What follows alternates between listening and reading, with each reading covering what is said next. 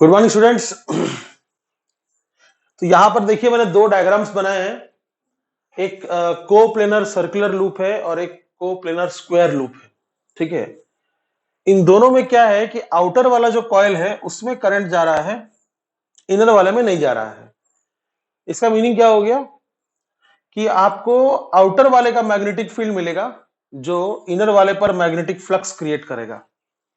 ठीक है, और वही मैग्नेटिक फ्लक्स अगर चेंज हुआ तो इनर वाले में ईएमएफ जनरेट होगा।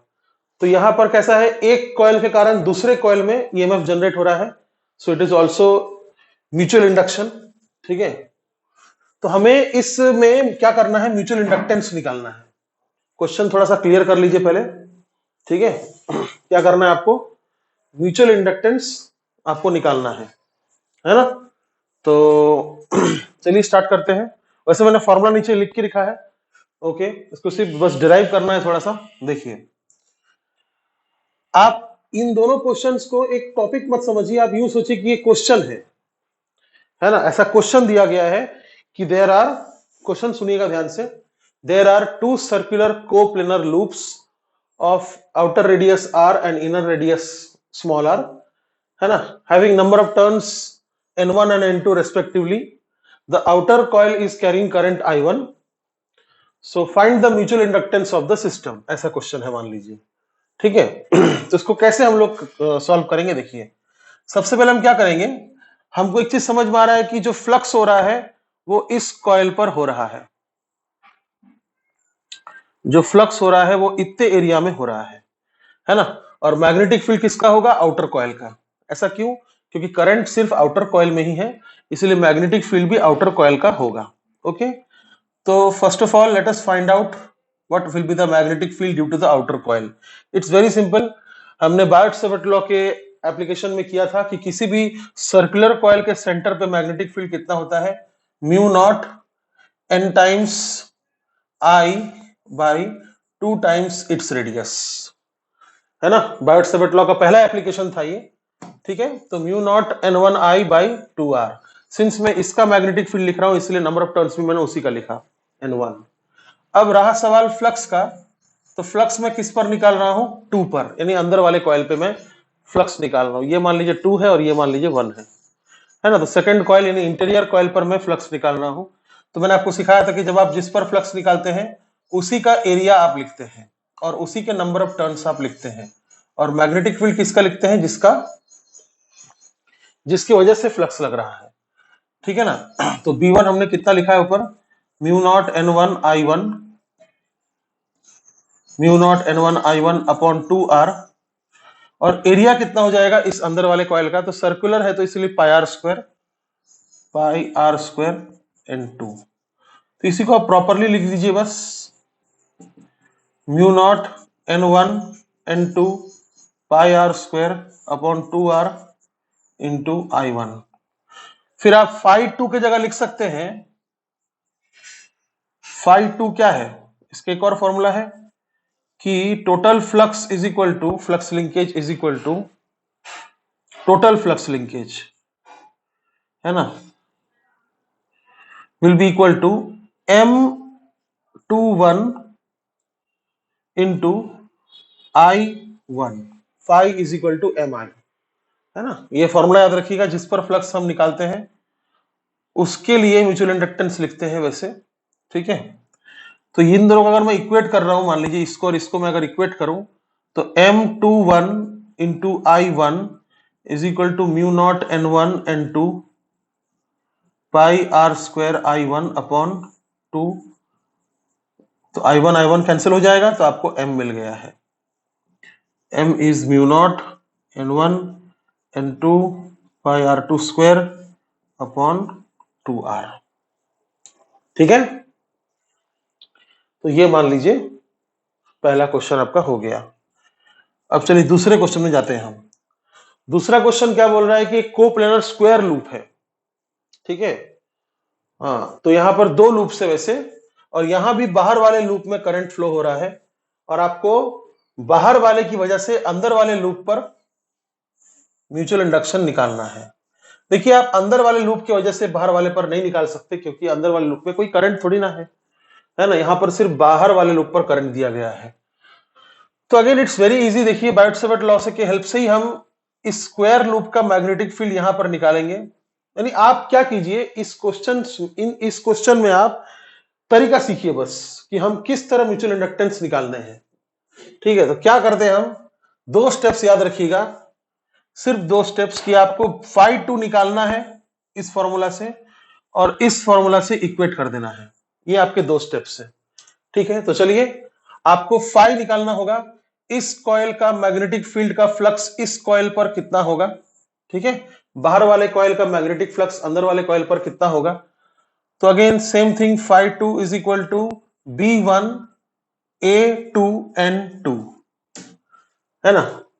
अभी B1 हमको निकालना पड़ेगा। B1 क्या है, it is magnetic field due to the outer loop at the centre of the square. ठीक है, तो वो कैसे पता करते हैं हम, ये भी हम आपको करा चुके हैं। ठीक है, इसको सेपरेटली कहीं करा देते हैं, देखिए एक बार फ्रेश। एक सपोज कीजिए ये एक वायर कैरिंग करंट आई है, और आप तो जानते हैं सिंस ये स्क्वायर लूप है तो ये एंगल 45 और ये एंगल 45 होगा। ठीक है, मान लीजिए θ1 और θ2 है। तो फॉर्मूला क्या था इसका, इस पॉइंट पर ये डिस्टेंस मान लीजिए a है, तो इस वायर के लिए फॉर्मूला क्या है, यहां पर मैग्नेटिक फील्ड पता करने का, B is equal to mu naught I by 4 pi a into sine θ1 plus sine θ2। ये फॉर्मूला हमने डिराइव किया था, mu naught I by 4 pi a into sine θ1 plus sine θ2। ठीक है, अब a क्या होगा, ये डिस्टेंस होगा। अब देखिए यहां से लेकर यहां तक का डिस्टेंस दिया हुआ है L, तो यहां से लेकर यहां तक का डिस्टेंस हो जाएगा L/2।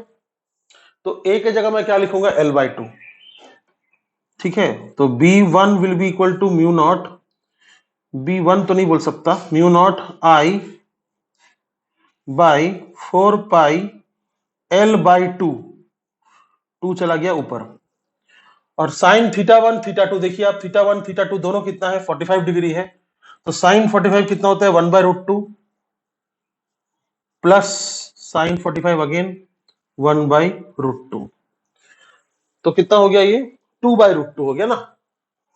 तो B इज इक्वल टू हो रहा है mu naught I into 2 by 4 pi L into 2 times √2, sorry 2/√2। तो आप देख सकते हैं ये 4 और ऊपर का नीचे का कैंसिल हो रहा है, ये 4 और 4 कैंसिल हो रहा है, और आपके पास बच रहा है mu naught I by pi L√2। ठीक है, अच्छा, तो एक सिंगल वायर के लिए यहां पर कितना मैग्नेटिक फील्ड हो रहा है, mu naught I by pi L√2। तो हमारे पास यहां पर उस तरह के 4 आइडेंटिकल वायर्स हैं, है ना। इस वायर का मैग्नेटिक फील्ड यहां पर अगर मान लीजिए अंदर की ओर है, तो सभी वायर के कारण मैग्नेटिक फील्ड अंदर की ओर ही होगा। वैसे भी किसी क्लोज्ड लूप का मैग्नेटिक फील्ड कभी भी एक ही डायरेक्शन में होता है ना। तो इसका भी मैग्नेटिक फील्ड अंदर होगा, और उतना ही होगा जितना इस वायर का था। इसका भी मैग्नेटिक फील्ड अंदर होगा यहां पर, और उतना ही होगा जितना इस वायर का था, और इसका भी मैग्नेटिक फील्ड अंदर ही होगा और उतना ही होगा जितना इस वायर का था। इसका मतलब इस वायर का मैग्नेटिक फील्ड यहां पर निकालने के बाद मैं अगर 4 टाइम्स कर दूं तो मुझे आउटर कॉइल का मैग्नेटिक फील्ड पूरा मिल जाएगा। ठीक है, तो B1 will be equal to 4 times एक वायर का मैग्नेटिक फील्ड, कितना हो गया, mu naught I by pi L√2, mu naught I by pi L√2। अच्छा, ये जो मैंने यहां पर लिखा है 4 टाइम्स मैंने करने को यहां लिखा है, ये एक टर्न के लिए है। यहां पर N1 टर्न्स ऑफ, ऐसा करके N1 टर्न्स है, तो इंटू N1 करना पड़ेगा, ये हो गया। ठीक है, उसके बाद एरिया किसका लिखना है, जिस पर आप फ्लक्स निकाल रहे हैं। इसका एरिया कितना होगा, इसका साइड है L, तो स्क्वायर का एरिया हो जाएगा L² N2। तो इसको आप प्रॉपरली लिख दीजिए, हो जाएगा। फिर नीचे जो √2 लिखा हुआ है उसको आप अगर रैशनलाइज करेंगे तो B1 नहीं, यहां पर तो मैंने पूरा फाई 2 ही निकाल दिया, तो फाई 2 इज इक्वल टू, इसको अगर आप रैशनलाइज करेंगे तो कितना निकलेगा, 2√2 mu naught I N1 N2 L square upon pi L। ठीक है, तो ये हो गया phi 2। अभी आप इसी को इक्वेट कर देंगे किससे? एम आई से। वही स्टेप्स है ना, पहले आपको फ्लक्स निकालना है अपने तरीके से, फिर फ्लक्स निकालना है एम आई और दोनों को इक्वेट कर देना है। तो अगर मैंने इन दोनों को इक्वेट कर दिया तो आई और आई कैंसिल हो जाएगा, तो मुझे एम कितना मिलेगा, दोबारा लिखने की जरूरत नहीं है, मुझे एम मिलेगा इतना। ठीक है, तो याद रखिएगा एक बार एक क्वेश्चन आया था नीट में, सॉरी जेडब्ल्यू में, कि म्यूचुअल इंडक्टेंस दो कोप्लेनर्स जो है स्क्वायर का, उसका डिपेंडेंस किस चीज पर है। नंबर ऑफ टर्न्स उस क्वेश्चन में 1 था, इसलिए आंसर आया होगा m proportional to L square by L, where small l is the length of the inner square and capital L is the length of the outer square, side length। ठीक है, अभी हम लोग जो नेक्स्ट टॉपिक पढ़ेंगे वो काफी important है ना, और बहुत ज्यादा इंपॉर्टेंट है, उससे क्वेश्चन आता है खास करके बोर्ड एग्जाम्स में, स्टेट बोर्ड बोलिए या फिर सीबीएसई बोलिए, और उससे क्वेश्चन नीट में भी आता है और जेडब्ल्यू में भी आने का चांस रहता है, उतना ज्यादा इंपॉर्टेंट नहीं है ना, बट टॉपिक बहुत इंपॉर्टेंट है बोर्ड के हिसाब से। ठीक है, नेक्स्ट टॉपिक हमारा म्यूचुअल इंडक्शन ही कंटिन्यूड रहेगा।